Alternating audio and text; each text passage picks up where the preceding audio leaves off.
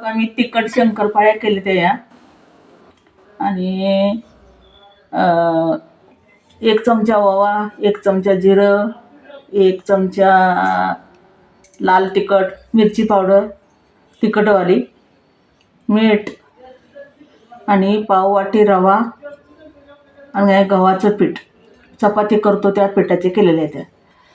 आणि रवा तेवढा पाव किलो घातला आहे, पाव वाटी घातला आहे, अर्ध्याला कमी घातला आहे.